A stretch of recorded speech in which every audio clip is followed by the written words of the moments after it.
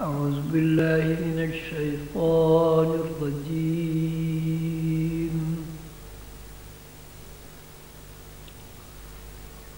بسم الله الرحمن الرحيم.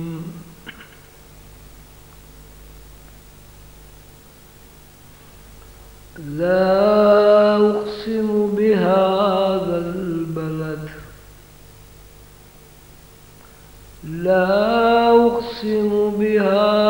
البلد وأنت حل بهذا البلد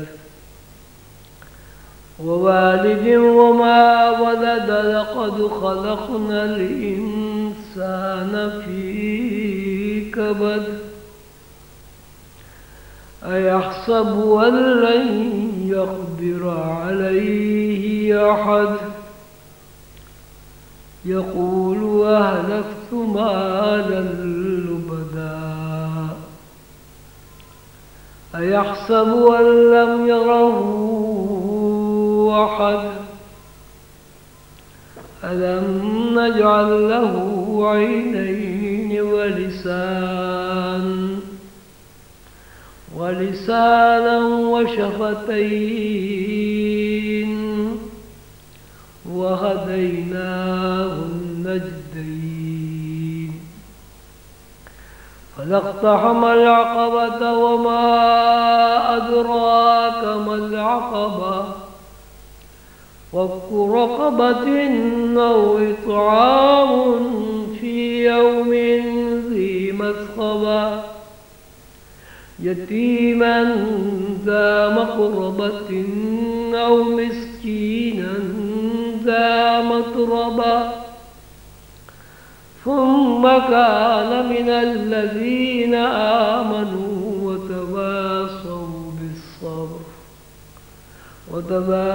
بالصبر وتواصوا بالمرحمة أولئك أصحاب الميمنة والذين كفروا بآياتنا هم أصحاب المشأمة عليهم نار مؤصدة. بسم الله الرحمن الرحيم. إن الله وملائكته يصلون على النبي يا أيها الذين آمنوا صلوا عليه وسلموا تسليما. اللهم صل على محمد وعلى آل محمد كما صليت على إبراهيم وعلى آل إبراهيم إنك حميد مجيد. اللهم بارك على محمد وعلى آل محمد كما باركت على إبراهيم وعلى آل إبراهيم إنك حميد مجيد. يا الله يا رحمن يا رحيم. يا الله يا رحمن يا رحيم. يا الله يا رحمن يا رحيم. آپ سب آدمی ساتھ پڑھیں. یا اللہ یا رحمان یا رحیم. یا اللہ یا رحمان یا رحیم. یا اللہ یا رحمان یا رحیم. یا اللہ یا رحمان یا رحیم. یا اللہ یا رحمان یا رحیم. یا اللہ یا رحمان یا رحیم. یا اللہ یا رحمان یا رحیم. یا اللہ یا رحمان یا رحیم. یا اللہ یا رحمان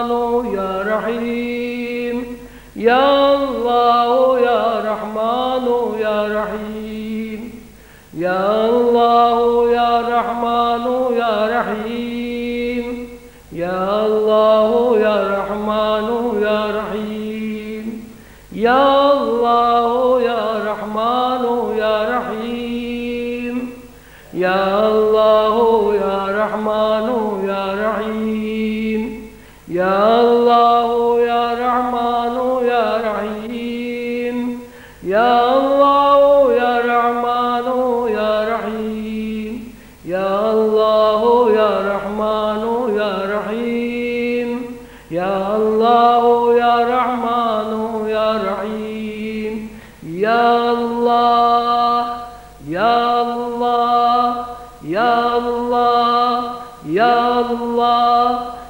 اللہ یا اللہ یا اللہ یا اللہ یا اللہ یا اللہ یا اللہ یا اللہ یا اللہ یا اللہ یا اللہ یا اللہ یا اللہ یا اللہ یا رحمان یا رحمان یا رحمان یا رحیم بسم اللہ الرحمن الرحیم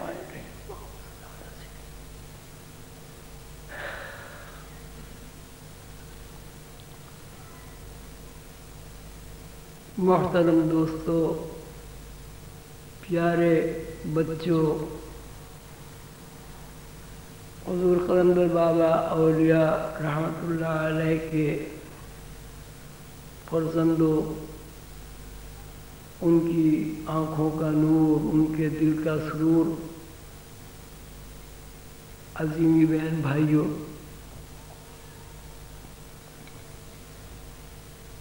پہلی بات تو یہ ہے کہ میں آپ کا بہت شکر گزار ہوں کہ آپ دور دراز کا سفر کر کے حضور قلندر بابا اولیاء رحمت اللہ علیہ کی عرس کی تقریبات میں شریک ہوئے، اور ان تقریبات کے پس منظر میں آپ کا مقصد روحانی علوم کی تلاش، حضور قلندر بابا اولیاء رحمت اللہ علیہ کا فیض، سیدنا حضور علیہ الصلوۃ والسلام کی نسبت اور اللہ تعالیٰ کا عرفان آپ کا مقصد ہے۔ اللہ تعالیٰ کے ارشاد کے مطابق والذین جاہدوا فینا لنہدینہم سبلنا، اللہ تعالیٰ نے فرمایا جو لوگ میرے لیے جد و جہد کرتے ہیں، کوشش کرتے ہیں، میں انہیں لازماً ہدایت بخشتا ہوں، اور ہدایت کے بے شمار راستے ان کے اوپر کھل جاتے ہیں۔ آپ کی یہ جد و جہد، آپ کا یہ جذبہ، آپ کی یہ عقیدت مندی جو آپ نے حضور قلندر بابا اولیاء رحمت اللہ علیہ کے لیے اختیار کی، آپ کا اس کا اجر آپ کے لیے اللہ تعالیٰ کے پاس محفوظ ہے۔ حضور قلندر بابا اولیاء رحمت اللہ علیہ کی عرس کی تقریبات میں جیسے کہ میں بھی دیکھتا ہوں، آپ کا بھی مشاہدہ ہے، روز افزوں لوگوں کا اضافہ ہوتا ہے۔ حضور قلندر بابا اولیاء رحمت اللہ علیہ کی تعلیمات کو پھیلانے کے لیے اللہ تعالیٰ کی طرف سے ہمیں ایسے وسائل عطا کیے جاتے ہیں کہ ہم حیران و پریشان ہوتے ہیں کہ یہ کام کس طرح ہو گئے ہیں۔ مثلا ساری دنیا میں مراقبہ حالوں کا قیام، ساری دنیا میں عظیمیہ روحانی لائبریریوں کا نیٹ ورک، سارے شہروں میں، زیادہ شہروں میں ڈسپنسریوں کا قیام، قلندر شعور اکیڈمی کا قیام، یونیورسٹیوں میں ماسٹر ڈگری میں حضور قلندر بابا اولیاء رحمۃ اللہ علیہ کی علم کی کتابوں کا پڑھانا، کتابوں کا عربی میں، فارسی میں، ہندی میں، انگریزی میں، روسی زبان میں، تھائی زبان میں تراجم ہو جانا، اس کے علاوہ ایسی اطلاعات فراہم ہونا جن اطلاعات کے پیچھے یہی ایک بار بار صدا گونجتی ہے کہ سلسلہ عظیم یا ایک علمی سلسلہ ہے۔ علمی سلسلے تو سارے ہی ہیں، کون سا ایسا سلسلہ ہے جس میں علم نہیں ہے یا اس نے علم نہیں پھیلایا؟ لیکن اللہ تعالیٰ کا بڑا انعام ہے کہ سلسلہ عالیہ عظیمیہ کا جب تذکرہ ہوتا ہے تو ساتھ ساتھ اس کے یہ بھی کہا جاتا ہے کہ یہ علمی سلسلہ ہے۔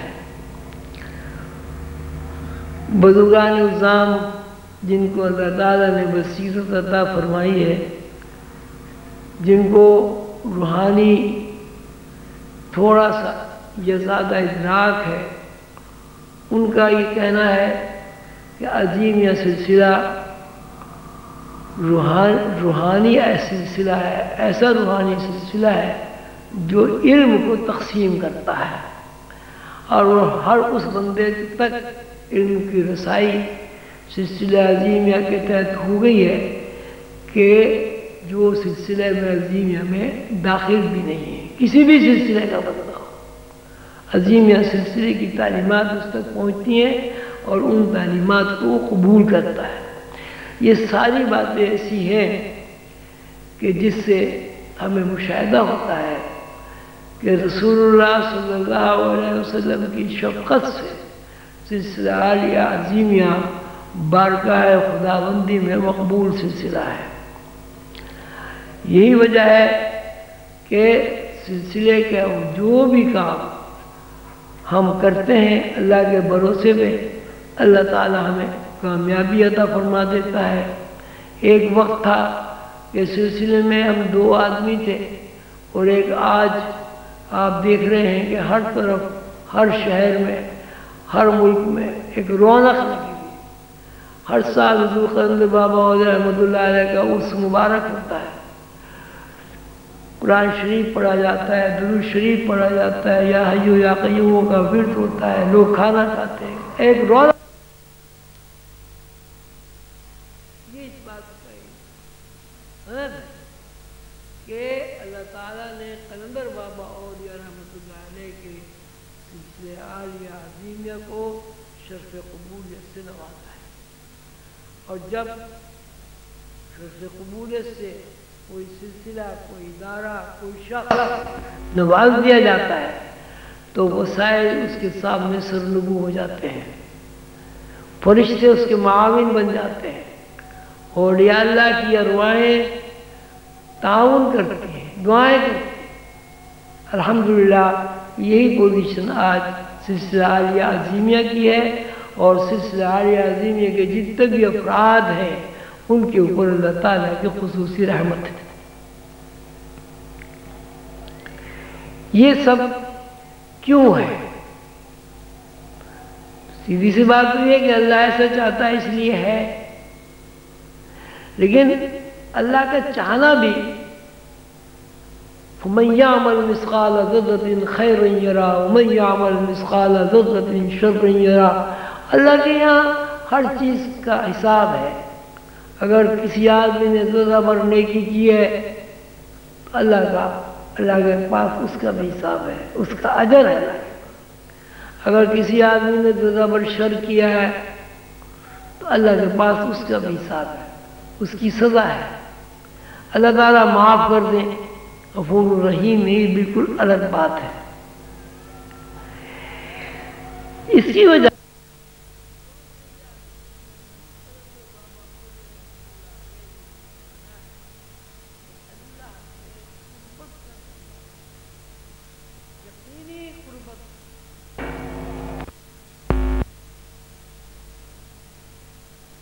کا ذریعہ ہے وہ خدمت خلق ہے،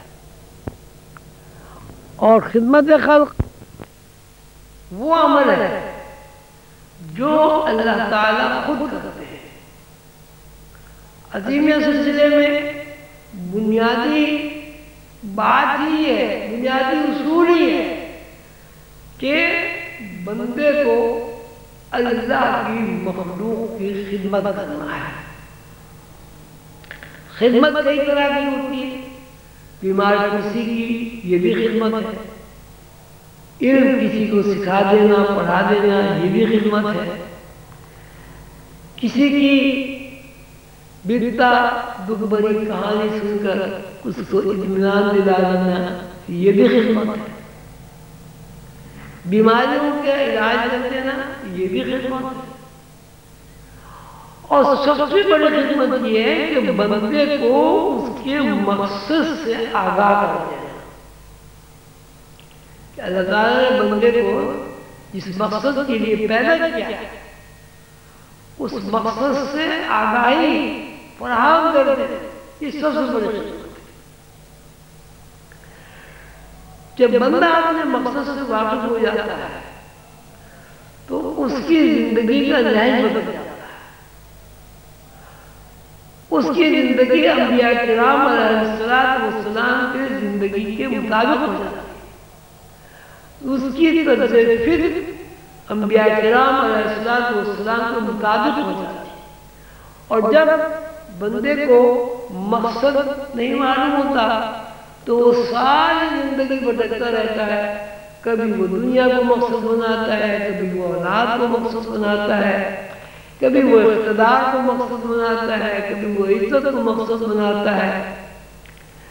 لیکن یہ ساری چیزیں چونکہ عارضی ہیں اور غیر اختیاری ہیں، جب ان عارضی اور غیر اختیاری باتوں کو وہ سمجھتا ہے اور اس کے ہاتھ سے یہ چیزیں نکل جاتی ہیں تب وہ خود کو رسوا محسوس کرتا ہے، خود کو مخلوق الحال محسوس کرتا ہے، خود کو ایک سائل اور فقیر بے نوا محسوس کرتا ہے۔ لیکن جب اس کا وہ مقصد اس کی زندگی کا سے حاصل ہو جاتا ہے تو اس کے اندر اطمینان قلب پیدا ہوتا ہے، اسے سکون ملتا ہے،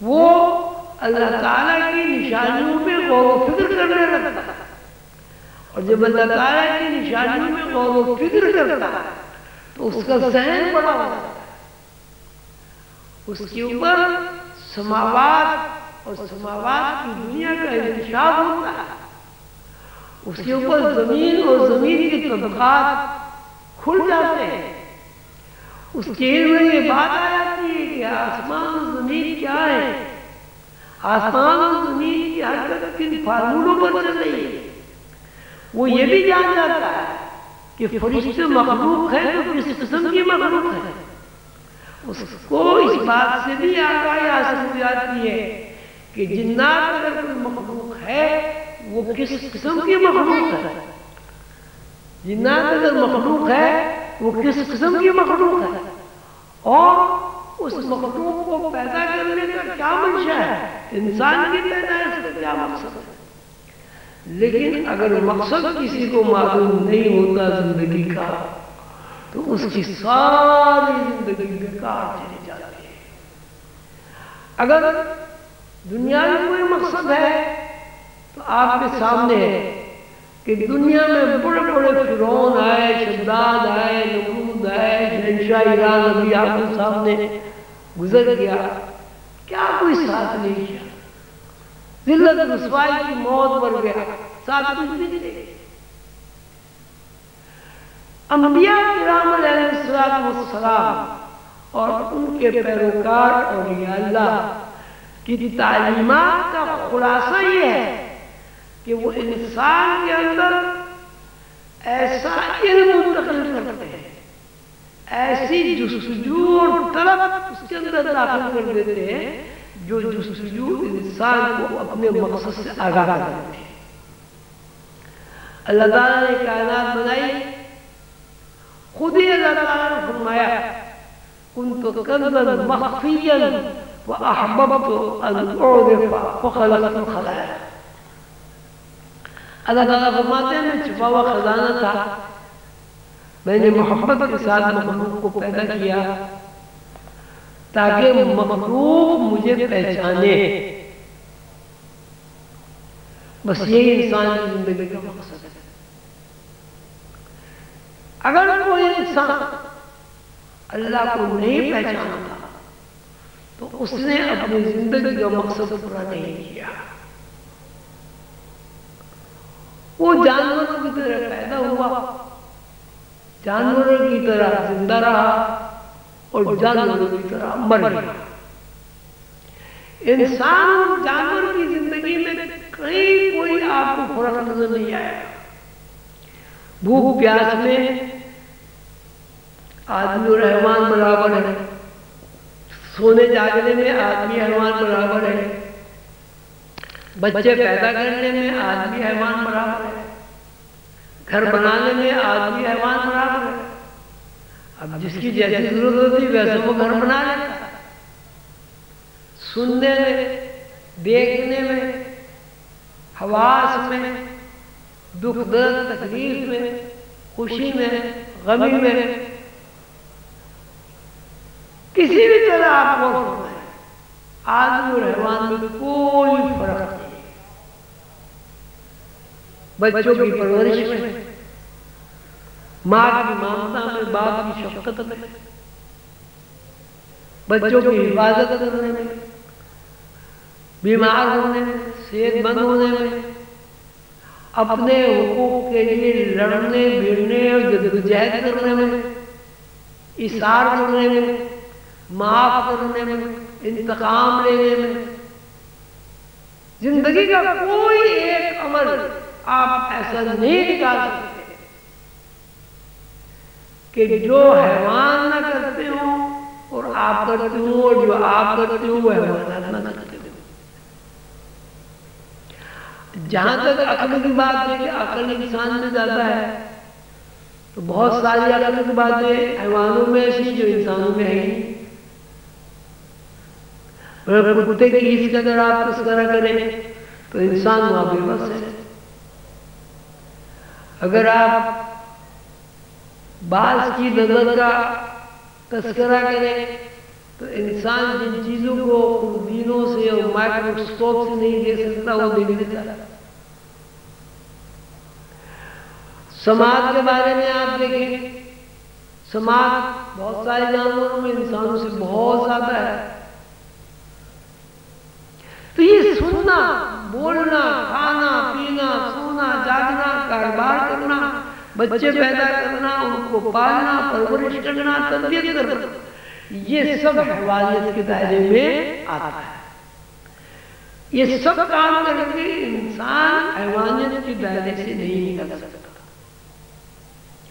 حیوانیت کے دائرے سے نکلنے کے لیے انسان کو اس مقصد کو تلاش کرنا ہوتا ہے جس مقصد کے لیے انسان کو اللہ تعالیٰ نے تخلیق کیا ہے۔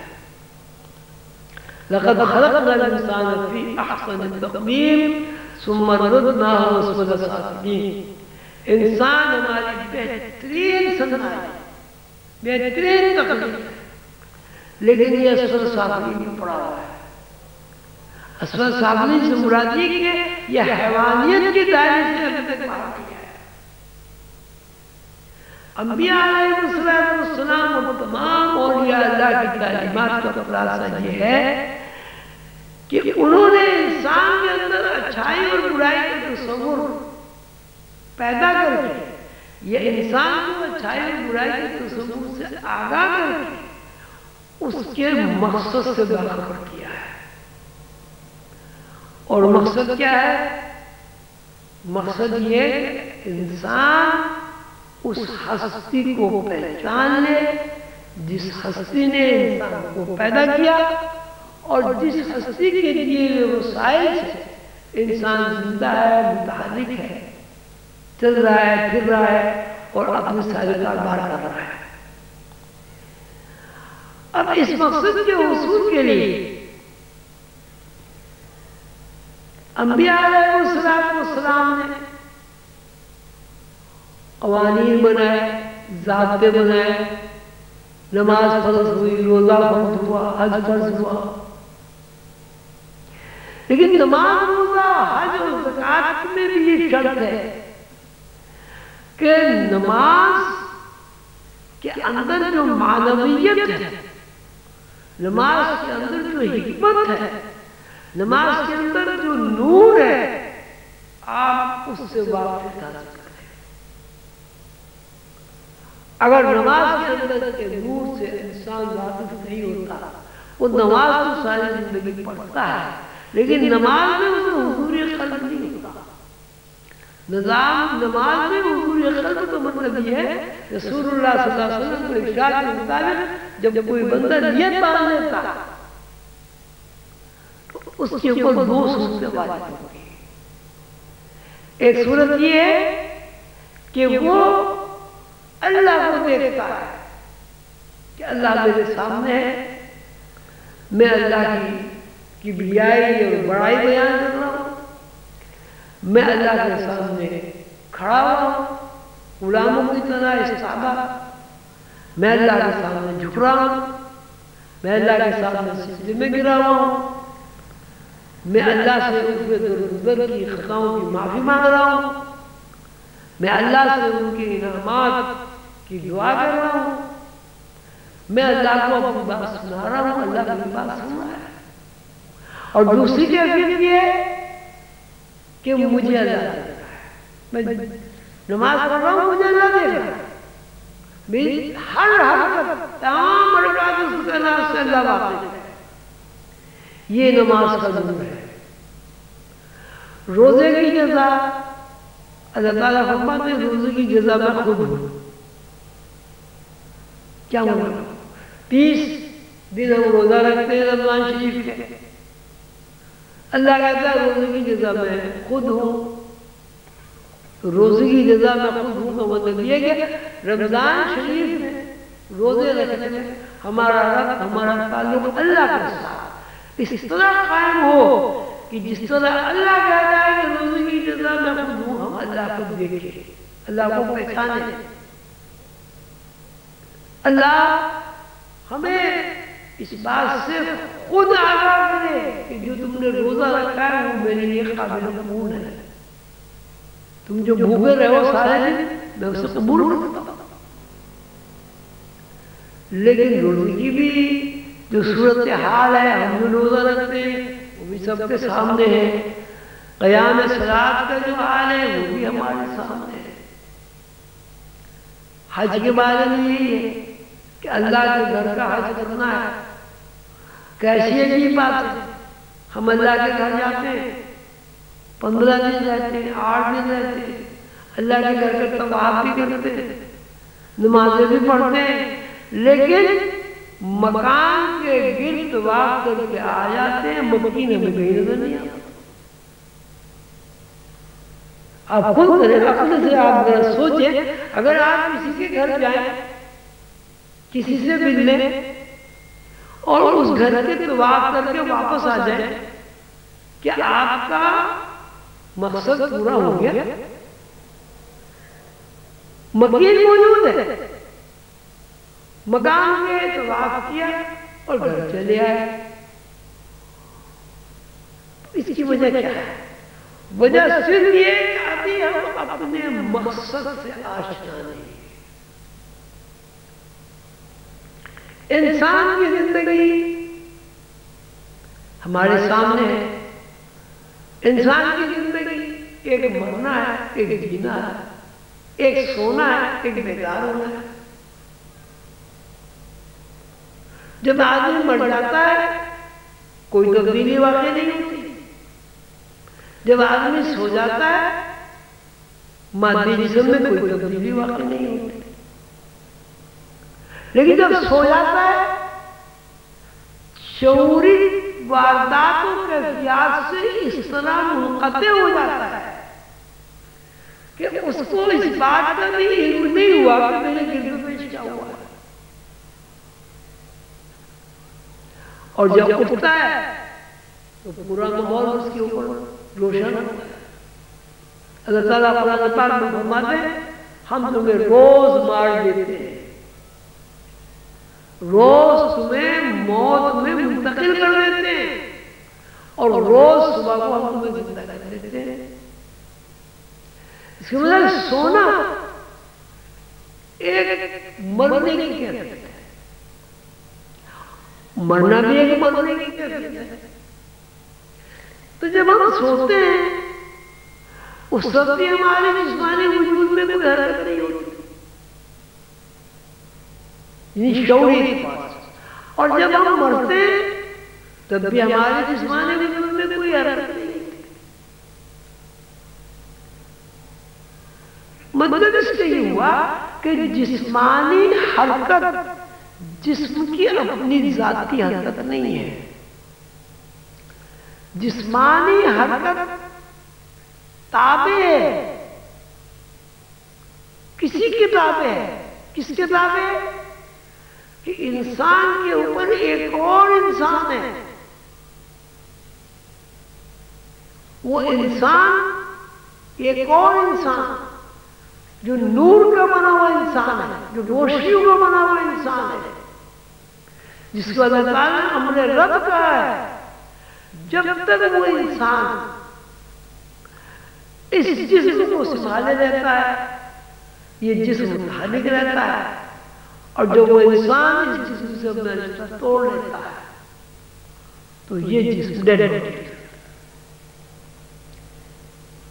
یوں سمجھیے کہ آپ کے پاس ٹی وی ہے، پیچھے سے بجلی آنا بند ہو جائے، ٹی وی کی ہر چیز موجود ہے، اس میں چیز بھی ہے، اس میں ٹیوب بھی ہے، سب چینل کے بٹن بھی ہے، سب کچھ ہے، لیکن کیونکہ بجلی بھی چیز سے نہیں آ رہی لہذا وہ ڈیڈ باڈی ہے۔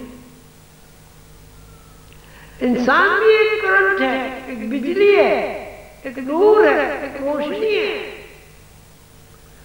جب تک اس کے اندر روشنی آتی رہتی ہے وہ جلتا بجھتا رہتا ہے، اور جب روشنی آنی بند ہو جاتی ہے، روشنی اس سے اپنا تعلق توڑ لیتی ہے، تو انسان جو ہے وہ ایک ایسا بلب ہے جو فیوز ہو گیا ہے۔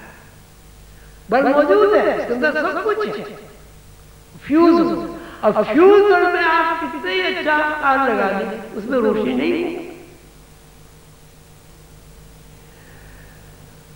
انسان کو اللہ تعالیٰ نے اس لیے بنایا ہے کہ انسان اس اپنے اصل جسم سے واقف ہو جائے جو اس کو زندہ رکھتا ہے۔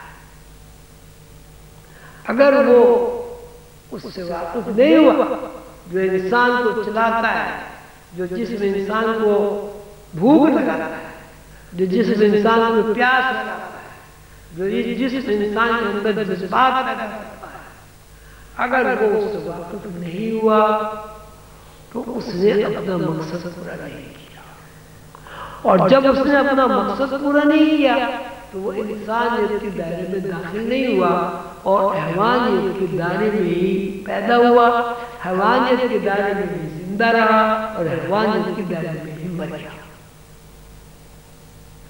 مخصوص جو اللہ تعالیٰ نے انسان کو عطا کیا ہے اور دوسرے کسی مخلوق کو نہیں اللہ تعالیٰ نے سکھایا، وہ یہی علم ہے کہ انسان ایک نہیں ہے، انسان دو ہے۔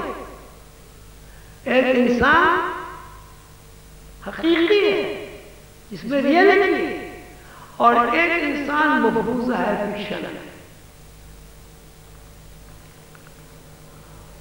مفروضہ اور فکشن انسان کی یہ تلاش کہ اس کی ریئلٹی کیا ہے، یہ اس کا مقصد ہے۔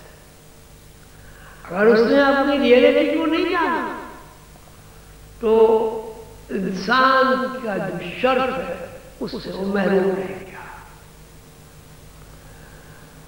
ہر انسان اس بات کو بہت اچھی طرح جانتا ہے کہ مادی وجود کی حیثیت عارضی ہے، مادی وجود کی حیثیت فانی ہے، مادی وجود ہمیشہ گھٹتا ہے، بڑھتا ہے، گھٹتا ہے۔ گھٹنا بڑھنا، اس کو یہ مرنا جینا، یہ زندگی کا حاصل ہے۔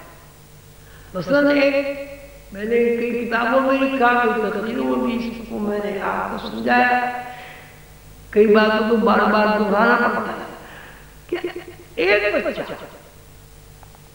ایک دن کا بچہ دوسرے دن میں کب داخل ہوگا؟ ایک دن کا بچہ 2 دن کا کب ہوگا؟ پتہ ہے بھائی؟ پہلا دن ہو جائے گا، مر جائے گا۔ لڑکپن سے انسان جوان کب ہوگا؟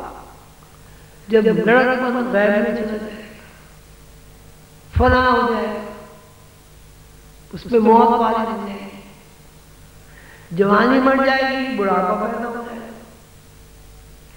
تو ہماری زندگی کے شب و روز اور بہت سال نہیں، منٹ، سیکنڈ، لمحات مر رہے ہیں۔ ایک لمحہ مرتا ہے، دوسرا لمحہ پیدا ہوتا ہے۔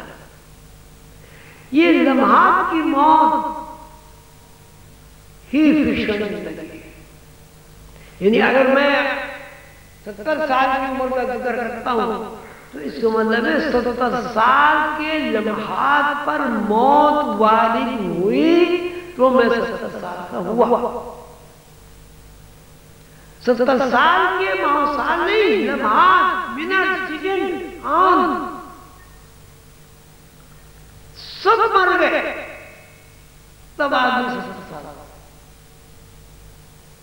اسی صورت میں جب آدمی پورا ہو جائے گا، اس میں بھی موت والی ہو جائے گی۔ اب ہم جو لوگ ہیں، ہم تو سب کچھ مادی وجودی کو سب کچھ سمجھتے ہیں۔ اس مادی وجود کو سب کچھ کیوں سمجھتے ہیں؟ اس لیے سمجھتے ہیں کہ ہمیں کسی نے یہ بتایا ہی نہیں کہ انسان کے 2 وجود ہیں، ایک وجود عارضی ہے، فکشن ہے، فنا ہونے والا ہے، ہمیں موت سے خاموش ہوتا رہتا ہے، اور دوسرا جس باقی ہے، فنا نہیں ہوتا۔ روح کسی کی فنا نہیں ہوتی، روح زندہ ہے، امر ربی ہے، جزو ذات جزا ہے، اللہ کا حکم ہے، کون ہے۔ تو انسان کی زندگی کا مقصد یہ ہوا کہ انسان کی اصل کیا ہے، اور انسان کی اصل اس کی روح ہے۔ روح سے واقفیت، روح سے واقفیت جب ہو جاتی ہے تو انسان اپنے مقصد کو پا لیتا ہے، اور جب تک روح سے واقف نہیں ہوتا آدمی تو اس کی حیثیت حیوانوں کی حیثیت ہوتی ہے۔ یہ اولیاء اللہ کی تعلیمات ہیں۔ ان تعلیمات کو حضور قلندر بابا اولیاء رحمت اللہ علیہ سے پہلے اولیاء اللہ نے پردوں میں بیان کیا ہے۔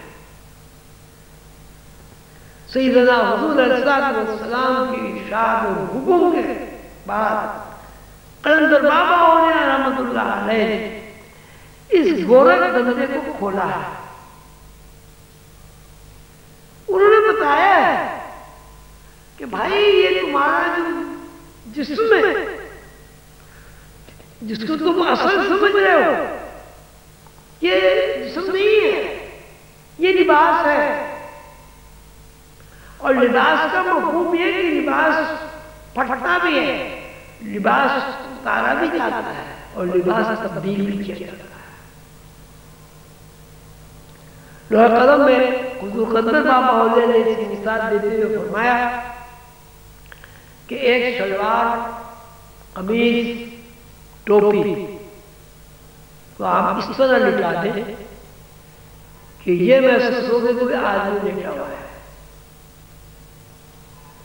اور اس سے کہا جائے بھائی آدمی تو اٹھ کے بیٹھ جا، تو وہ قمیص، شلوار اٹھے گی نہیں، ایسی پڑی رہے گی۔ لیکن اگر یہ شلوار اور قمیص مادی وجود کے اوپر ہو، آپ کہیں بھائی اٹھ کے بیٹھ جا، تو آپ کو شلوار یا قمیص کو حکم دینے کی ضرورت نہیں کہ اٹھ کے بیٹھ جائے. جب وہ آدمی اٹھ کے بیٹھے گا شلوار قمیص خود ہی اٹھ کے بیٹھ جائے. لیکن اگر اس مادی وجود سے اس لباس کو الگ کر لیا جائے تو اس کی کوئی حرکت اس کے اندر آپ کو نظر نہیں آئے. آپ اس کو قینچی سے کاٹ دیں، آپ اس کو پھاڑ دیں، آپ اس کو جلا دیں، آپ اس کو کوڑے میں پھینک دیں، کوئی حرکت نہیں. اسی صورت سے یہ ہمارا مادی وجود روح کا لباس ہے. جب روح اسے اتار دیتی ہے تو اس کی پوزیشن قمیص اور اتری ہوئی شلوار کے علاوہ کچھ بھی نہیں ہے. جس طرح اترے ہوئے لباس کو آپ جانچے پھینک سکتے ہیں، اسی طرح روح کے اتارے ہوئے مادی وجود کو جو روح کا لباس ہے، جب روح سے اتار دیتی ہے تو آپ اس کا کچھ بھی اثر نہیں. اس کو قیمہ قیمہ کر دیں، اس کو جلا دیں، اس کو دبا دیں، اس کو پھینک دیں. بتائیے آپ کبھی دیکھا آپ نے کسی مردہ جسم میں کبھی کوئی حرکت ہوئی ہو؟ مردہ جسم نے کبھی کوئی احتجاج کیا ہو؟ اگر آپ نے اس کو قبر میں دبا دیا ہو، قبر میں دب گیا. اگر وہ کہیں جنگل میں مر گیا تو چیخوں میں کھا گئے. اگر وہ ہندو مذہب میں چلا گیا، انہوں نے آگ لگا دی، وہ جل گیا. نہ وہ قبر میں جاتے ہوئے کوئی احتجاج کرتا ہے، نہ وہ جب اس کو چیخوں میں کھاتے ہیں تو وہ ان کو بھگاتا ہے، نہ اسے جب آگ کی نظر چتا پر ڈال کے آگ جلائی جاتی تو وہ کوئی احتجاج کرتا ہے مجھے کیوں جلا رہا ہے. تو آپ یہ غور کریں کہ اتنے ہوئے کوٹ پتلون کی پوزیشن اور ایک مردہ جسم کی پوزیشن میں کیا فرق ہے؟ کیوں ہے؟ کیا فرق ہے؟ میں نے کوٹ پتلون پہنا ہوا ہے، جب تک میرے جسم پر کوٹ پتلون ہے میں ہاتھ ہلاؤں گا کوٹ کی آستین ہلے گی، میں ٹانگ ہلاؤں گا پتلون ہلے گی، میں سارا جسم ہلاؤں گا کوٹ پتلون دونوں ہلیں گے. لیکن میں یہ لباس اتار کے ایک طرف لٹکوں یا لٹکا دوں، اس میں کوئی حرکت نہیں. اسی صورت میں جب روح اس مادی وجود کے لباس کو اتار کر پھینک دیتی ہے، اس کے اندر بھی کوئی حرکت نہیں. اب آپ یہ بتائیں کہ یہ مادی وجود فکشن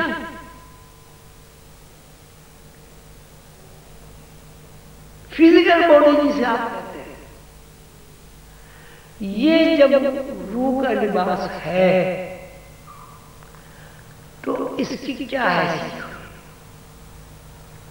اگر یہ روح کا لباس نہیں ہے، اس کی کوئی حیثیت ہے، حقیقت ہے، تو مرنے کے بعد اس کے اندر کوئی حرکت نہیں رہتی.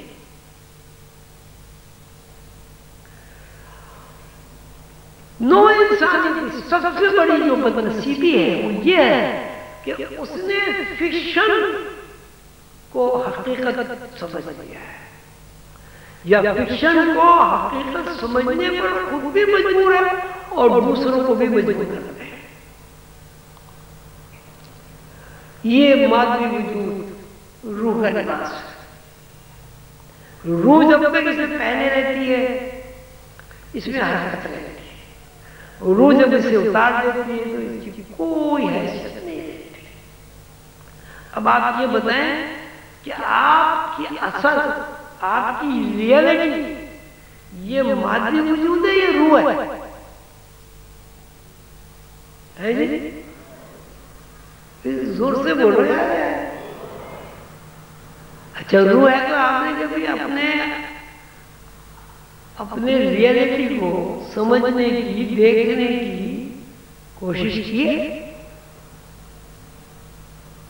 اسی طرح ایک کتا بلی بھی اس بات کی کوشش نہیں کرتا. تو انسان حیوان میں کیا فرق ہو گئی؟ اب جب آپ نے یہ تسلیم کر لیا کہ ہماری اصل روح ہے، ہماری اصل مادی وجود نہیں ہے، مادی وجود روح کا جسم ہے، لباس روح کا لباس. اب روح کی تعلیم کریں، اب روح کو سمجھنے کی کوشش کریں کہ روح کیا چیز ہے. اللہ تعالیٰ نے قرآن پاک میں فرمایا کہ میں نے انسان کو کھنکھناتی بجلی مٹی یعنی خلا سے انسان کی تصویر بنائی، اور اس تصویر میں اپنی روح ڈالا. وَنَفَخْتُ فِيهِ مِن رُوحِي. اس کا مطلب یہ ہوا کہ ایک شیشے سے الیکٹریکل کمپنی نے شیشے سے ٹیوب بنائی، اس ٹیوب میں بجلی والوں نے بجلی ڈال دی. جب اس کے اندر بجلی روشن ہوئی تو ٹیوب جلنے لگی، اور جب بجلی منقطع ہو گئی ٹیوب بجھ گئی، یعنی ٹیوب خلا ہو گئی. یہ انسان کا حال ہے. انسان ایک ٹیوب کی طرح ہے بھی ٹیوب. آپ دیکھیں خلق سے لے کے نیچے تک ایک خلا ہے، اسی کے اندر سارے پرزے ہیں، اور ہر پرزہ ٹھوس نہیں ہے. ہر پرزے میں خلا، دل میں بھی خلا ہے، پھیپھڑوں میں بھی خلا ہے، ناک میں بھی خلا ہے، کان میں بھی خلا ہے، آپ کے جگر میں بھی خلا ہے، گردوں میں بھی خلا ہے، ہڈیوں میں بھی خلا ہے. ہڈیوں میں دیکھیں نا ہمیں سوراخ نہیں دیکھیں، ریڑھ کی ہڈی میں بھی خلا ہے. بلدار میں نے من صلصال من حمأ مسنون کہ میں نے انسان کو خلا سے اور اس خلا کے اندر الیکٹریسٹی ڈالا تھی. ادھر توانائی یہ انرجی اور توانائی روح ہے.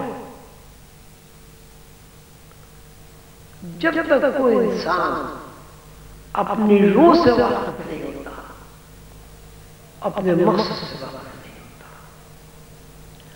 روح اللہ تعالیٰ کی بھوک ہے، روح اللہ تعالیٰ کی جان ہے.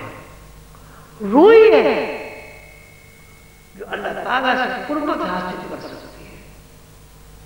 مادی وجود اللہ تعالیٰ سے قربت حاصل نہیں کرتا. لا تدرکہ الابصار وہو یدرک الابصار وہو العلی. کوئی آنکھ اللہ کا ادراک نہیں کر سکتی، اللہ کو نہیں دیکھ سکتی. اللہ آنکھ بن جاتا ہے. جب اللہ آنکھ بن جاتا ہے اس آنکھ سے بندہ اللہ ہوتا ہے. یعنی روح ڈائریکٹ دیکھنے لگتی. جب روح ڈائریکٹ دیکھنے لگتی تو وہ چونکہ اللہ کو پہلے سے دیکھ چکی اسی لیے اللہ کو دیکھتی. اللہ تعالیٰ فرمایا کن، ساری کائنات بن گئی. دنیا یہ کائنات عالم حیرت میں تھی. ہم کون ہیں، کیا ہیں، کس نے بنایا. ایک احساس تھا کہ میں ہوں، بس میں کون ہوں، کیسے ہوں، کہاں سے آیا ہوں، کس نے بنایا، کیا مقصد ہے، یہ کچھ نہیں. نہ سماعت تھی، نہ قوت کوئی آئی تھی، نہ بصارت تھی، بس میں ہوں. اب اللہ تعالیٰ نے بصارت دینے کے لیے، سماعت منتقل کرنے کے لیے قوت گویائی عطا کرنے کے لیے، سمجھ بوجھ کا ادراک پیدا کرنے کے لیے۔ دیکھیے نظر ہم دیکھتے، نظر میں جب تک کوئی ٹارگٹ نہیں ہوتا ہم اس کو دیکھ نہیں سکتے، دور قریب یہ بات کی بات ہے، لیکن جب تک نظر کا کوئی ٹارگٹ نہیں ہوتا ہم کچھ دیکھ نہیں سکتے۔ یہ قانون ہے، یہ دیکھ سکتے ہیں بھائی، کچھ بھی نہ ہو خلا کوئی ٹارگٹ نہ ہو، آپ کیا دیکھیں گے؟ کچھ بھی نہیں خلا دیکھیں گے۔ لیکن اگر کوئی ٹارگٹ ہے، کوئی گڈا ہے، کوئی تصویر ہے، کوئی درخت ہے، کچھ بھی ہے، بادل ہے، چاند ہے، سورج ہے، ستارہ ہے، ٹارگٹ کی ضرورت آپ دیکھیں گے۔ یہ اللہ کا بنایا ہے۔ اللہ تعالیٰ نے اس قانون پر عمل درآمد کرنے کے مخلوق کے اندر صفات منتقل کرنے کے مخلوق کو قوت سماعت سے آگاہ کرنے کے لیے اپنی آواز سنائی۔ اللہ نے فرمایا الوسط میں تمہارا رب ہوں۔ روح نے سنا، آواز آئی، کانوں کے اندر داخل ہوئی، گجار پیدا ہوئی، آواز کہاں سے آئی؟ ابھی تک تو کسی کی آواز ہم نے سنی نہیں۔ جیسے یہ آواز کانوں کے اندر گونجی، تجسس پیدا ہوا کہ آواز کہاں سے آئی۔ جب تجسس پیدا ہوا تو آنکھوں کے اندر جو مشینری تھی وہ متعلق ہوئی، آنکھوں کے اندر جو دیکھنے کی مشینری تھی وہ متعلق ہوئی۔ قوت سماعت کے بعد روحوں نے آواز کو تلاش کیا، آواز کی طرف متوجہ ہوئی تو وہاں یہ دیکھا اللہ تعالیٰ سامنے بے وقت دو آواز پیدا ہوئی، ایک سماعت ایک بشارت۔ جب روح نے دیکھا کہ یہ تو اللہ ہے، جیسے بشارت پیدا ہوئی، قوت نطق پیدا ہوئی، بولنے کی استعداد، اور جب بولنے کی استعداد ہوئی تو تمام مخلوقات نے کہا قالوا، جی ہاں ہم اس بات کا عہد کرتے ہیں، ہم اس بات کو جانتے ہیں، ہم نے اس بات کو تسلیم کر لیا ہے کہ آپ ہیں، قالوا بلا، جی ہاں ہمارے رب ہے۔ اس کا مطلب یہ ہوا کہ روح کو سماعت کی لہریں جو منتقل ہوئی پہلے دفعہ وہ اللہ کی آواز کی لہریں، آپ کے لیے جو ٹارگٹ بنا پہلا ٹارگٹ وہ اللہ کی ذات ہے۔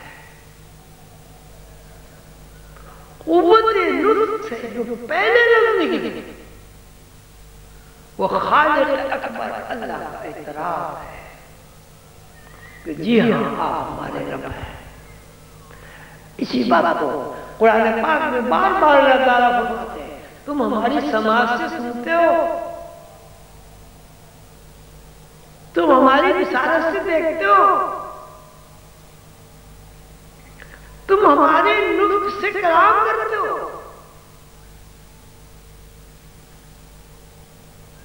جہاں تم ایک ہو وہاں دو ہیں، جہاں تم تین ہو وہاں میں پانچ ہوں، میں چوتھا ہوں۔ مقصد اس کا یہ ہے کہ اللہ تعالیٰ یہ بتا رہے ہیں کہ اگر سماعت ہمارے اندر کام کر رہی ہے تو وہ میری آواز کی وجہ سے ہے، اگر تمہاری آنکھیں دیکھ رہی ہیں تو وہ اس بنیاد پر دیکھ رہی ہیں کہ یہ آنکھ پہلے مجھے دیکھ چکی ہے. اگر تم بات کر رہے ہو تو اس کی بنیاد یہ ہے کہ تم نے مجھے دیکھ کر میری ربوبیت کا اقرار کیا ہے. اب آپ یہ بتائیں ہمارے پاس ہمارا کیا ہے؟ اللہ تعالیٰ ربکم اگر نہ فرماتے تو کہانی نہ بنتے. اللہ تعالیٰ سامنے نہ آتے تو بصارت ہی نہ ہوتی. اللہ تعالیٰ سامنے آئے تو روح نے اقرار کیا کہ آپ ہمارے رب ہیں. تو ہمارے پاس تو بھائی نہ اپنی سماعت ہے، نہ اپنی بصارت ہے، نہ اپنی سوچ ہے، نہ کوئی ادراک ہے. سب اللہ سے منتقل ہوا. اور یہ سب کس کو منتقل ہوا ہے؟ جی یہ سب روح کو منتقل ہوا. ہم سب سے پہلے جب بنے، ہمارا وجود بنا تو گوشت پوش کا وجود بنا یا روح کا وجود بنا؟ تو ہماری نیت کیا ہوئی؟ روح کے علاوہ کچھ نہیں. یہ مادی وجود جسم کے علاوہ کچھ نہیں. تو انسان اگر اس مادی وجود میں قید رہ کر مر گیا تو نامراد نہیں. جس سے اپنی اصلی کوئی پہچان اس نے اپنی زندگی برباد کر دی. اور آپ کہیں گے یہ تو بڑا مشکل کام ہے روح کو پہچانا. مشکل کیسے ہے؟ روح تو تمہاری ریئلٹی ہے، ریئلٹی کو پہچانا مشکل کیسے؟ صرف یہ دیکھنا ہے کہ آپ کا مادی وجود روح کے بغیر کیا کوئی کام کر سکتا ہے؟ آپ کا مادی وجود روح کے بغیر انگلی ہلا سکتا ہے؟ آپ کا مادی وجود روح کے بغیر بچہ جن سکتا ہے؟ آپ کا مادی وجود روح کے بغیر بچے کو دودھ پلا سکتا ہے؟ آپ کا مادی وجود روح کے بغیر کھانا کھا سکتا ہے؟ آپ کا مادی وجود روح کے بغیر پانی پی سکتا ہے؟ کیوں کون سا کام کر سکتا ہے؟ بتائیں کوئی ایک کام بتائیں جو کر سکتا ہو. زندگی کے ہزاروں کام ہیں، آپ یہ بتائیں روح کے بغیر مادی وجود کون سا کام کر سکتا ہے؟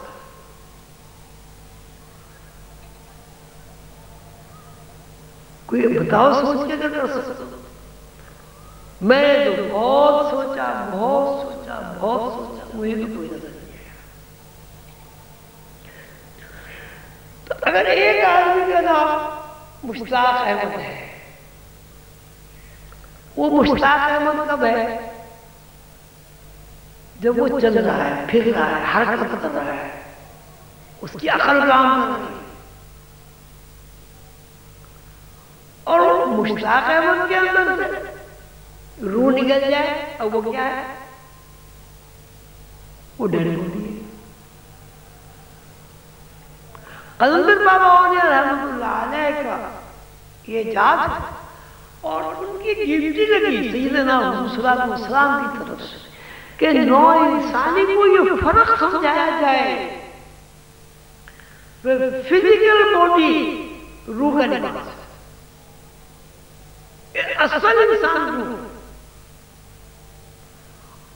اور اصل انسان ہی حواس پہچانتا ہے. اصل انسان کو ہی تکلیف ہوتی ہے، اصل انسان ہی خوش ہوتا ہے، اصل انسان کو رنج و غم. اب مردہ کی سب ہے، اس کو جا کے کوئی خبر سناؤ بڑی غم کی، بے خدا نہ خاصہ سب کی اولاد کو محفوظ رکھے، تمہارے بچے کے ساتھ ایکسیڈنٹ ہو گیا، مردے کے کہاں جا کے کہو کیا ہوگا؟ اس کے کہو جی تمہارے بیٹی کی شادی ہو رہی ہے، کیا ہوگا؟ اس سے کہو جی تمہارا مقدمہ چل رہا تھا تم جیت گئے ہو، یہ تمہارا جو مقدمہ تھا تم ہار گئے ہو. جسم تو پڑا ہوا ہے نا آپ کے سامنے، اس کے کان بھی ہے، دماغ بھی ہے، بھیجا بھی ہے اس کے اندر. کیوں متاثر نہیں ہوتا؟ اس لیے متاثر نہیں ہوتا کہ وہ اس کے اندر اصلیت کچھ ہے ہی نہیں. نو انسانی جب تک ان دونوں وجود کو الگ الگ نہیں سمجھے گی اور ان دونوں وجود میں امتیاز قائم نہیں ہوگا، کبھی سکون سے نہیں رہ سکتے. پریشان حال پیدا ہوگی، پریشان حال زندہ رہے گی، پریشان حال مر جائے گی، اور مرنے کے بعد ہم آپ آدمی جس حال میں یہاں مر جائے گا اسی حال میں وہاں زندہ ہوگا، اور جب تک وہاں زندہ رہے گا اسی حال میں زندہ رہے گا، پریشانی کی حال میں زندہ رہے گا.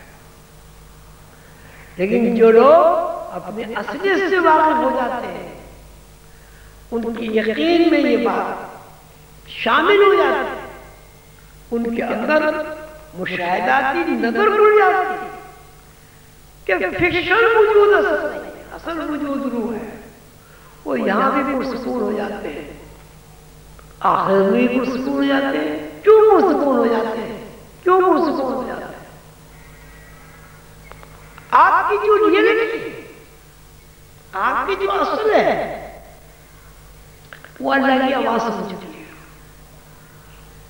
آپ کی جو اصل ہے وہ اللہ کو دے چکی ہے. آپ کی جو اصل ہے وہ اللہ کی ربوبیت کا اقرار کر چکی ہے. سیدھی سی بات ہے، جب آپ اپنی اصل سے واقف ہو جائیں گے، کیونکہ اصل اللہ کو دیکھ چکی ہے، آپ بھی اللہ کو دیکھ دیں.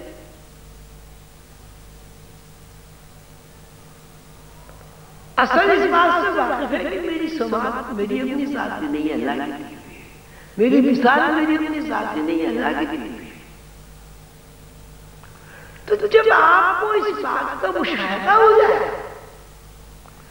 کہ میری اپنی کوئی چیز ہی نہیں ہے، سب چیزیں ہی اللہ کی ہیں، تو آپ کی سوچ جو راف اللہ سے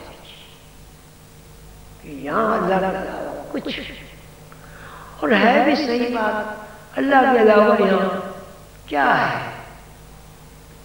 آدمی بچہ پیدا ہوتا ہے، اس کے لیے پہلے سے زمین ہوتی ہے، اس کے لیے پہلے سے ماں باپ ہوتے ہیں، اس کے لیے پہلے سے ہوا ہوتی ہے، آکسیجن ہوتی ہے، دھوپ ہوتی ہے، روشنی ہوتی ہے، اندھیرا ہوتا ہے، بارش ہوتی ہے، چاند سب ہوتے ہیں. ایسا تو کبھی نہیں ہوا کہ جو بچہ پیدا ہوا اس بچے نے اپنے لیے سورج بنایا، اپنے لیے زمین بنائی، اپنے لیے ہوا بنائی. ہر چیز پہلے سے ہوتی ہے. اگر ہمارے اندر یہ یقین راسخ ہو جائے کہ یہاں اللہ کا کچھ، ہر بندہ اللہ کی طرف سے آیا ہے اور اسے بنا اللہ کی طرف لوٹ جانا ہے. لیکن دیکھیے بڑی صفت دیکھیے، جب اللہ کی طرف سے آیا ہے تو اللہ کو دیکھتا ہوا ہے، اللہ کی آواز سنتا ہے، اللہ کی ربوبیت کے اقرار کرتا ہوا ہے. لیکن یہاں اس نے فزیکل باڈی کو اصل سمجھ کر اپنے آپ کو اندھا کر لیا ہے، اپنے آپ کو بہرا کر لیا.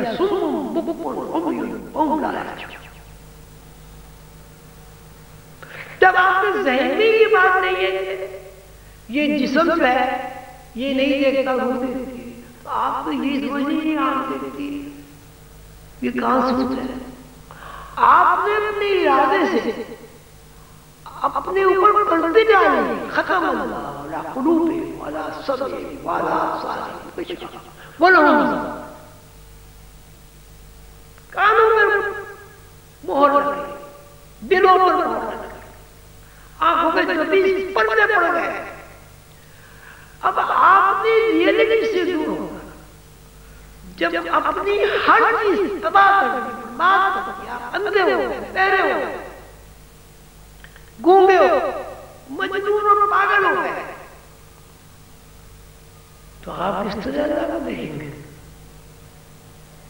آپ نے تو اللہ کی دی ہوئی نعمت کا کفران کیا.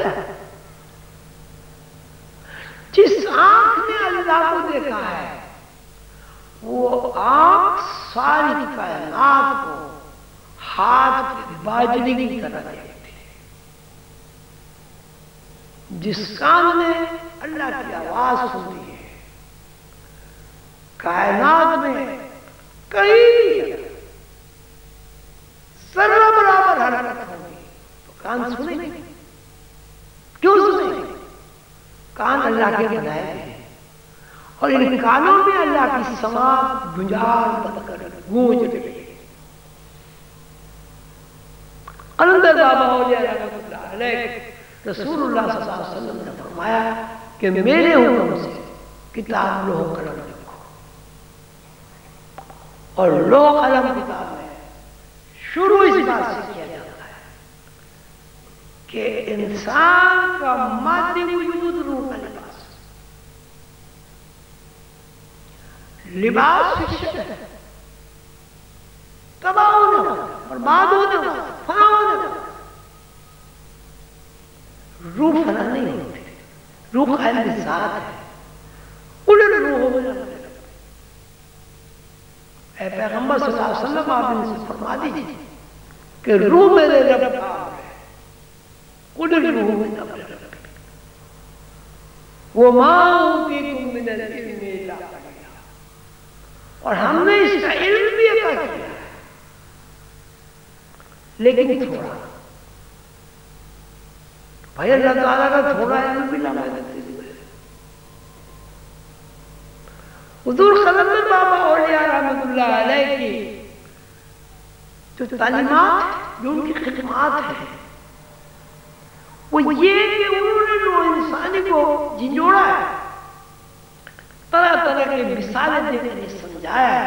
کئی حضرت عیسیٰ علیہ السلام کی مثال دے رہے ہیں، کئی حضرت موسیٰ علیہ السلام کی مثال دے رہے ہیں، کئی چراغ کی مثال دے رہے ہیں کہ ہر انسان کے اندر دو وجود ہیں. ایک وجود نے اس کو اسفل سافلین میں دفن کیا اور دوسرا وجود اس کو اسفل سافلین سے نکالنے ہم جدوجہد کر رہا ہے. یہ روحانیت ہے. اور اس کے علاوہ کتنی آپ کتابیں پڑھ لیں، کتنی آپ سائنس پڑھ لیں، سائیکولوجی پڑھ لیں، پیرا سائیکولوجی پڑھ لیں، ماورائے علوم ازبر کر لیں، کتابیں پڑھ لیں. روحانی علوم کا بنیادی مقصد یہ ہے کہ ہر انسان کے اندر دو وجود ہے. ایک وجود آپ کو اسفل السافلین میں لے جاتا ہے، برباد کر دیتا ہے، دوزخ کا ایندھن بنا دیتا ہے. اور دوسرا وجود آپ کو اللہ سے قریب کرتا ہے. اور یہ دونوں وجود آپ کے ساتھ ہم وقت متحد رہتے ہیں. آپ کا کام یہ ہے اسفل السافلین کے وجود کو سامنے رکھتے، مثال اس کو سامنے رکھتے، اپنے اصل اور حقیقی جس روح کو تلاش کریں. اللہ تعالیٰ ہم سب کا حامی و ناصر ہو. اگر یہ عمل نہیں ہوا، آپ 100 سال روحانیت پڑھتے رہے تو کچھ بھی نہیں ہونے گا. ہاں اگر آپ نے اپنی اصل کو پہچان لیا، من عرف نفسه فقد عرف ربه. رسول اللہ صلی اللہ علیہ وسلم کا ارشاد ہے جس نے اپنے روح کو پہچانا اس نے اپنے رب کو پہچان لیا. کیوں پہچان لیا بھائی؟ کیا مطلب ہوا اسے؟ جس نے اپنی روح کو پہچان لیا اس نے اپنے رب کو پہچان لیا. کیوں پہچان لیا بتائیں؟ روح تو اپنے رب بھی ہے. اور بھائی یہ روشنی کر دو اندھیرا کیوں کہ لوگ نظر آئے. یہ بند کیا ہوا روشنی.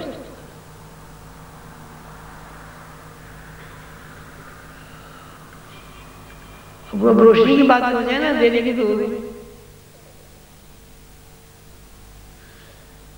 من عرف نفسه فقد عرف ربه. جس نے اپنی روح کو پہچان لیا اس نے اپنے رب کو پہچان لیا. یہ میں اس کی تشریح بیان کر چکا ہوں، اس لیے آپ سے پوچھ رہا ہوں اس کا مطلب کیا ہوا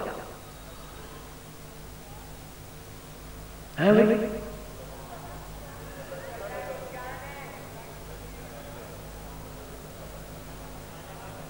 ٹھیک ہے، میں نے آپ سے کہا کہ روح اللہ کو دیکھ چکی ہے، روح اللہ کی آواز سن چکی ہے،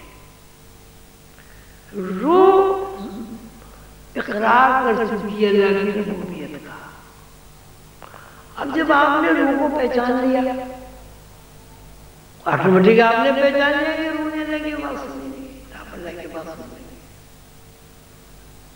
جب آپ نے روح کو پہچان لیا، روح تو اللہ کو دیکھ چکی ہے، آپ نے بھی اللہ کو دیکھ لیا.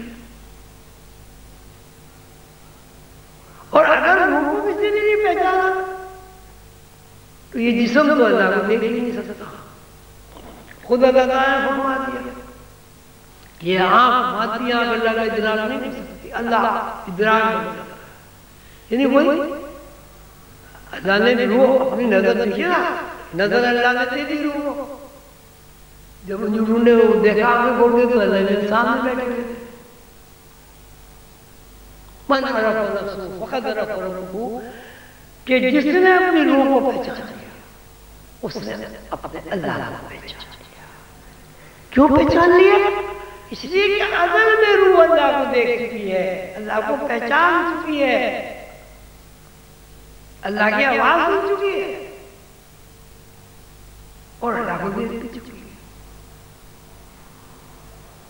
بات لمبی ہو جائے گی، اتنی کافی ہے. میرے خیال ہے اس سے کافی بوجھ پڑ گیا. اچھا بھائی، یہ تو یہ بات ہو گئی، اور پتہ نہیں مجھے بہت ساری باتیں کہی تھی، یہ بھی کہنا یہ بھی کہنا. میں یاد کرتا ہوں. پہلی بات تو یہ کہ یہاں ورکشاپ ہوئی آج، ماشاءاللہ آپ سب لوگ جو بھی شریک ہوئے اس میں انہوں نے تو دیکھا ہی ہے، لیکن جو لوگ شریک نہیں ہوئے ان کے لیے یہ بڑی خوشخبری کی بات ہے کہ شیخ الجامع یہاں تشریف لائے. میرا شروع سے خواب ہے، جب سے میں نے مراقبہ قائم کیا کہ اسکول بنے، کالج بنے،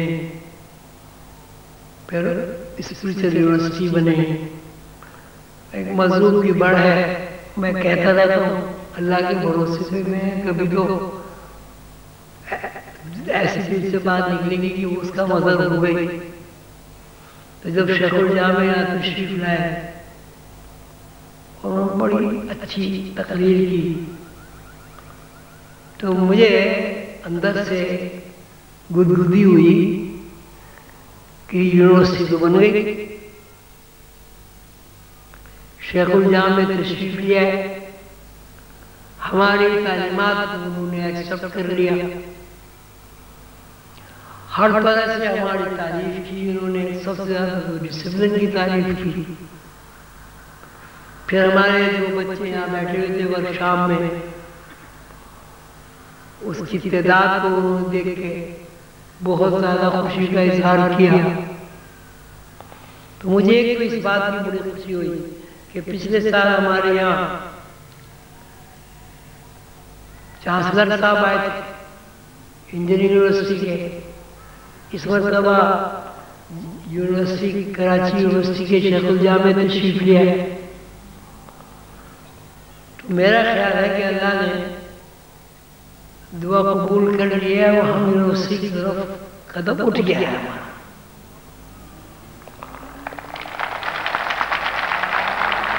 آپ سب حضرات سے مؤدبانہ درخواست ہے کہ آپ سب دعا بھی کریں، دوا بھی کریں، زیادہ سے زیادہ علم سیکھیں، لوگوں میں پھیلائیں، کلاسوں میں داخلہ لیے.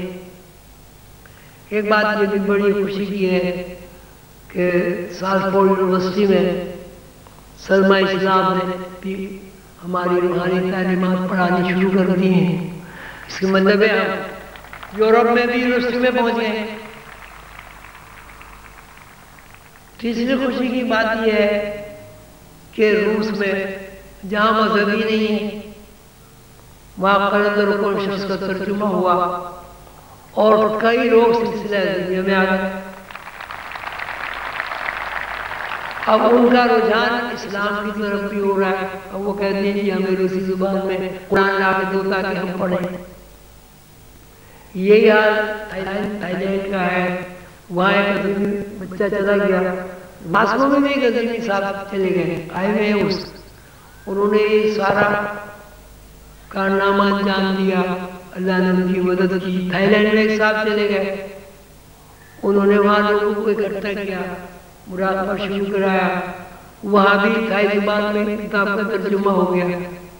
اب وہ لوگ بھی یہ کہتے ہیں جی تھائی زبان میں ہمیں قرآن لاگے تو ہم پڑھیں گے. الحمدللہ ہمارا ہر قدم کامیابی کی طرف بڑھ رہا ہے. بس اب ضرورت یہ ہے کہ خلوص ہو ہمارے اندر, بھائی چارہ ہو, محبت ہو, ایک دوسرے کو برداشت کرنے کی طاقت اور صبر ہو ہمارے اندر. اگر ہمارے اندر ایک دوسرے کو برداشت کرنے کی طاقت اور صبر ہوا تو ہم اتنے تیز دوڑیں گے کہ سالوں کا سفر ہفتوں میں طے ہو جائے گا.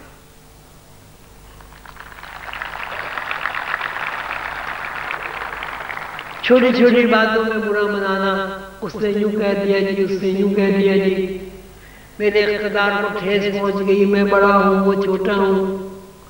میں یہ نہیں کہتا کہ بڑوں کا ادب نہ کرو, بڑے چھوٹوں پہ شفقت نہ کریں. نہیں, میں کہتا ہوں ٹالریشن آدمی کے اندر ہونا چاہیے, برداشت. اب آپ کے بچے مثلا فیروزہ ہے, ماشاءاللہ بڑا ان کا نام ہے, اللہ نے ان کو شکر بڑا انہوں نے کام کیا. اب ان کا ایک بچہ ہے, وہ کبھی ان سے ناراض نہیں ہو سکتا ہے, دو باتیں بھی سنا دے گا اور ناراض ہو کے گھر سے بھی چلا جائے گا. اماں پریشان ہو جائیں گی, پتہ نہیں روٹی کھائی نہیں کھائی. گھر آئے گا تو نہ بچے کو یاد ہے کہ میں ماں سے لڑا تھا, نہ ماں کو یاد ہے کہ میں بچے سے لڑا تھا. اگر سلسلے کا کوئی بھائی بات کہہ دے, اوہ اس نے تو ہماری بھی عزتی کر دی.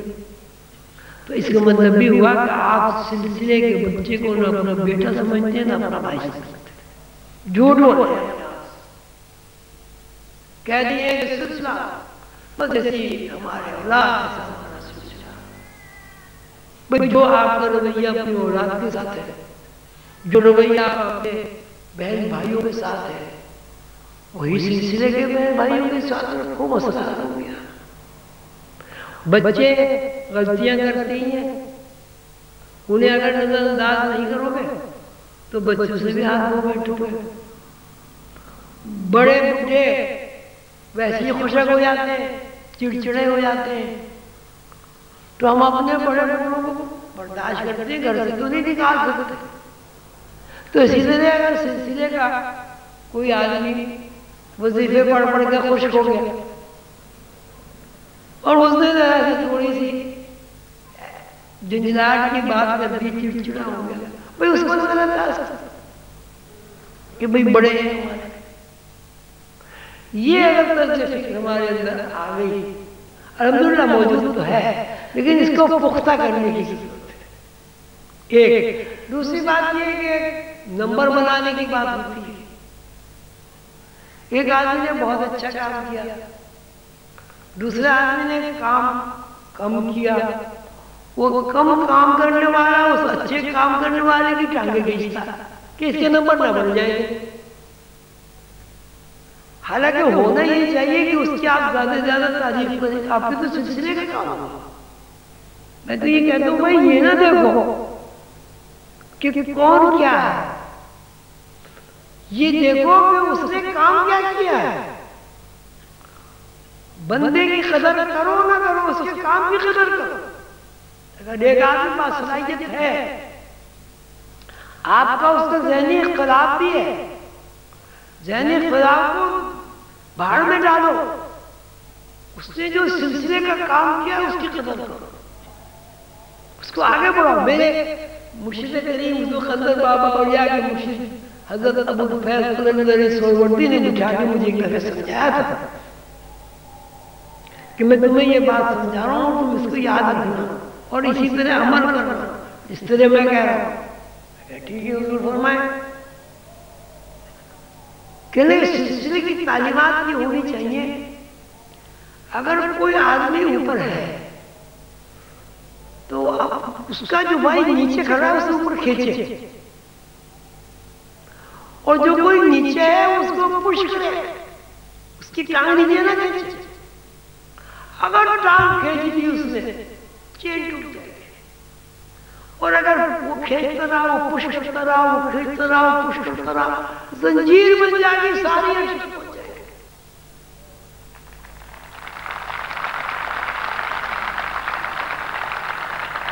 تو یہ ٹانگ کھینچنے والی جو بات ہے یہ سارے مسلمانوں میں عام ہے.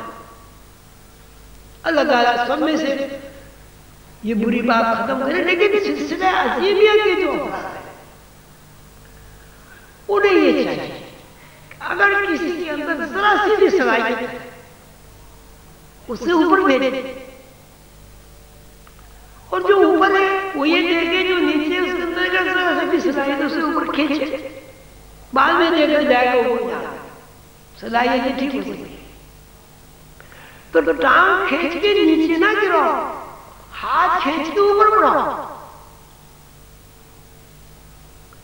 یہ اگر ہمارے مزاج میں یہ بات رچ بس گئی تو آپ یقین کریں سلسلے میں بہت ترقی ہوگی.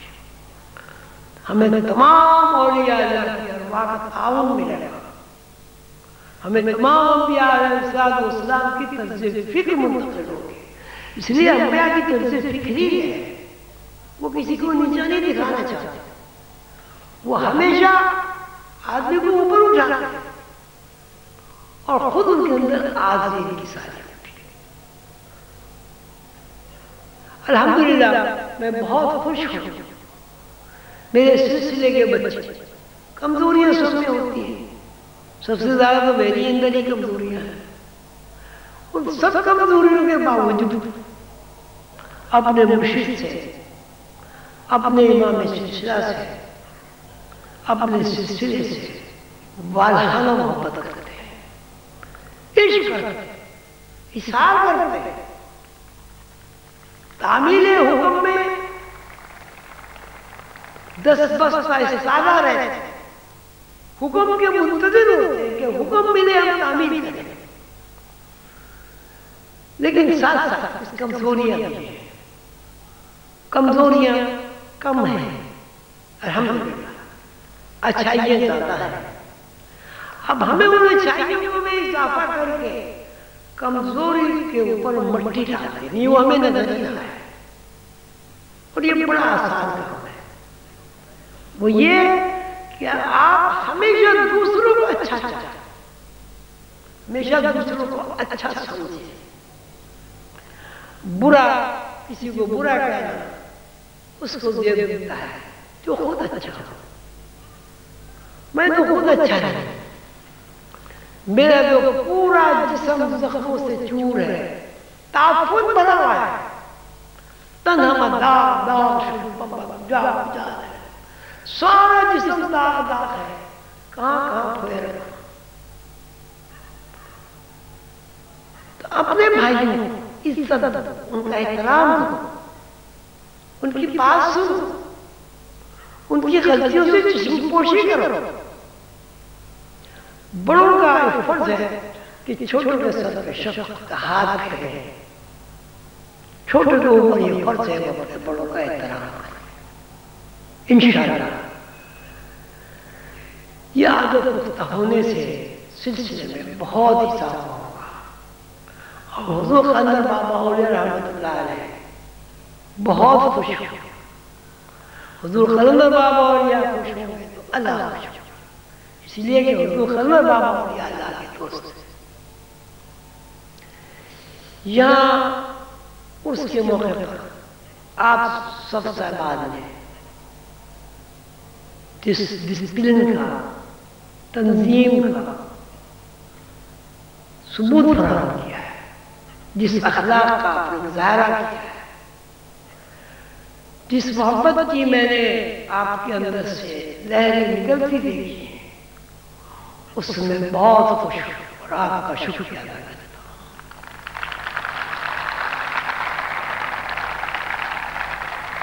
مجھے اس بات کی بھی بڑی خوشی ہے کہ ورشاد میں شریک میرے مہمانوں نے میرے بچوں کی بڑی تعریف کی، ڈسپلن کی تعریف کی، ان کے اخلاق کی تعریف کی، ان کی نشست و برخاست کی تعریف کی، اور ان کے علم کے ذوق کی تعریف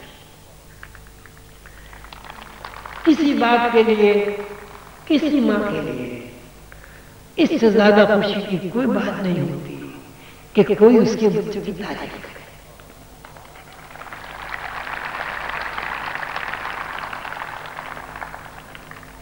اس کے انتظام انصرام میں 400 کے قریب آپ کے بھائیوں نے یہ خدمت انجام دی۔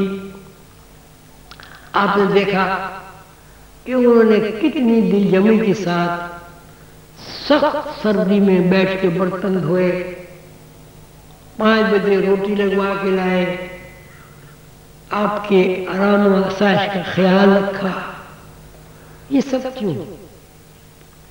میں جگہ جگہ گیا، میں نے پوچھا بھائی یہ سب تم کیا کر رہے ہو، کیوں کر رہے ہو اتنی سردی میں؟ یار کہنا جی حضور قلندر بابا کے مہمان آ رہے ہیں، حضور قلندر بابا کے مہمان آ رہے ہیں، ہم تو مہمانوں کے لیے کر رہے ہیں۔ کتنی بڑی ہماری سعادت ہے، امام سلسلہ کے مہمانوں کی خدمت کے لیے ہمیں منتخب کیا گیا ہے۔ اور بلا شبہ ان لوگوں نے بڑی محبت کے ساتھ، بڑی عقیدت کے ساتھ، بڑے خلوص کے ساتھ جتنا کچھ یہ آپ کے لیے کر سکتے تھے کیا ہے۔ اب اس میں اگر کوتاہیاں رہ گئیں، کمزوریاں رہ گئیں، وہ دانستہ نہیں تھی، لیکن اس کے باوجود بھی میں اپنے سارے بچوں کی طرف سے، اپنے سارے منتظمین کی طرف سے اگر آپ کو کوئی تکلیف ہوئی ہو اس کے لیے معذرت چاہتا ہوں۔ اللہ تعالیٰ آپ حاضر ناصر ہو، آپ کو خوش رکھے۔ حضور قلندر بابا اولیاء رحمۃ اللہ علیہ کے مشن کی آپ یاری میں آپ اتنا اصرار کریں کہ آپ مشن کے لیے پانی بن جائیں اور مشن کے بعد سیراب کر دیں۔ آمین یا رب العالمین۔